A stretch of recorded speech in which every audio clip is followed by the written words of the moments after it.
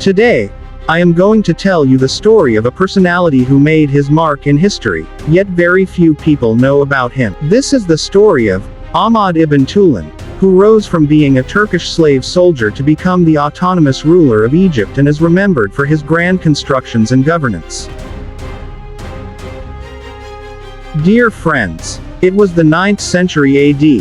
The Abbasid Caliphate was at its peak, but rebellions were rising in various regions under its control. During this time, in a lesser-known area called Mawara-an-Nahr, modern-day Uzbekistan and nearby regions, a Turkish slave was born who history remembers as Ahmad ibn Tulun. Early life, birth of a slave soldier. Ahmad ibn Tulun was born in 220 AH, 835 AD. He belonged to the Turkish race, and his father, Tulun, served as a Turkish slave soldier in the army of Abbasid Caliph al-Ma'mun. Ahmad ibn Tulun faced hardships from an early age. Growing up as the son of an ordinary soldier, his intelligence and military skills soon set him apart. After his father's death, the Abbasid Caliphate summoned Ahmad to Baghdad to receive formal training. There, he mastered fiqh, hadith, and military sciences. Baghdad was the hub of knowledge at that time, and Ahmad polished his skills in this environment. Journey to becoming Egypt's governor. In 254 AH, 868 AD, Caliph al-Mu'tamid appointed Ahmad ibn Tulun as the governor of Egypt. At that time, Egypt was part of the Abbasid Caliphate, but corruption and mismanagement were rampant. Officials embezzled taxes, and the people suffered from poverty. When Ahmad ibn Tulun arrived in Cairo, he vowed to improve the economy. He eradicated local corruption and organized the tax system. He famously said, "If a ruler is just to his people, the treasury will fill itself." Al-Qadi. Ahmad ibn Tulun's city. Ahmad ibn Tulun founded a new city near Cairo called Al-Qadi.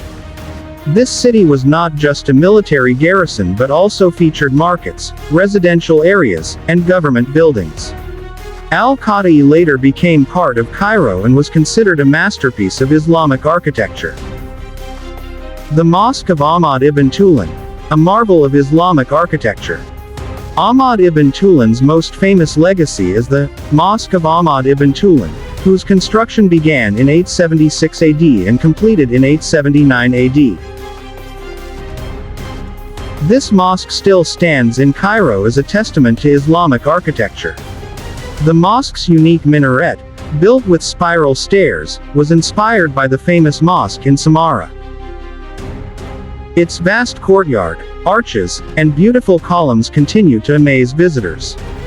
It was not only a place of worship but also a center of learning where scholars and students gathered. Political autonomy. Establishing a new state. Although Ahmad ibn Tulun was officially under the Abbasid Caliphate, he gradually turned Egypt into an autonomous state.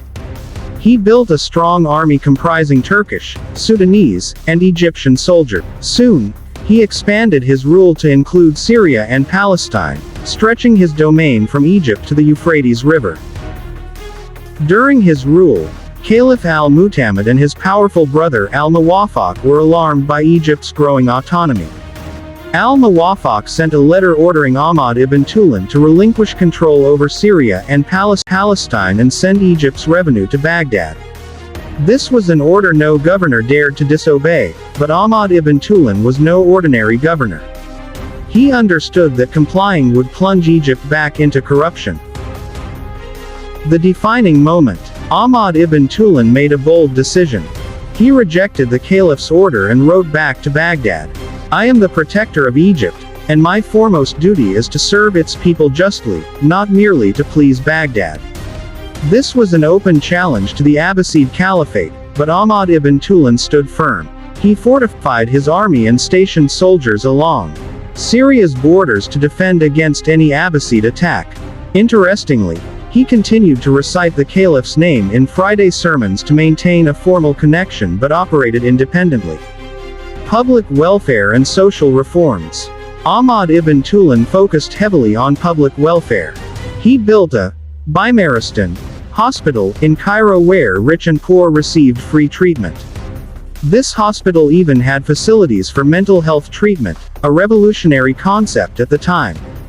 He constructed canals and bridges to improve agriculture and helped Egypt's economy flourish, leading to prosperity among the people.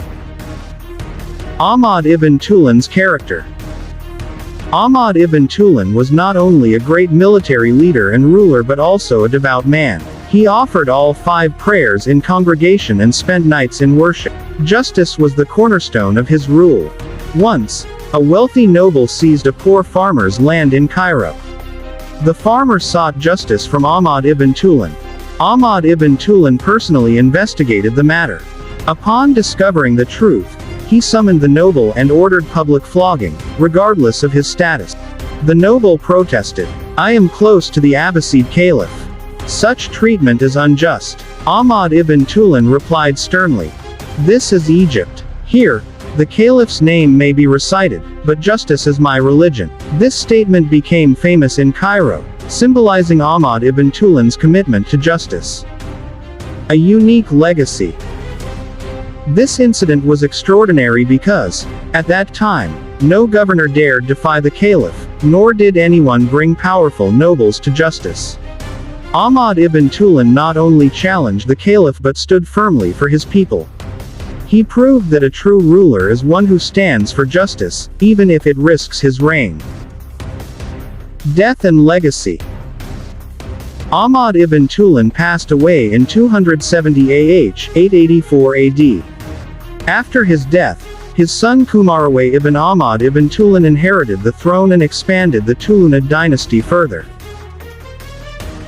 The fall of the Tulunid dynasty. The Tulunid dynasty came to an end in 292 AH, 905 AD, during the reign of the Abbasid Caliph al-Muqtafi Billah. At that time, the Tulunid Sultanate was under the rule of Ahmad ibn Tulun's grandson, Harun ibn Kumarawayh, who proved to be a weak ruler. The Abbasid Caliphate took advantage of this weakness, sent its army, and reoccupied Egypt and Syria, bringing the Tulunid dynasty to an end. Today, the Mosque of Ahmad ibn Tulun in Cairo still stands as a testament to his greatness.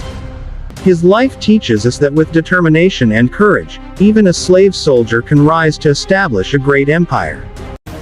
If you want us to cover a specific historical figure or event, let us know in the comments. We look forward to your suggestions. If you enjoyed this video, don't forget to like, subscribe to our channel, and stay tuned for the next part.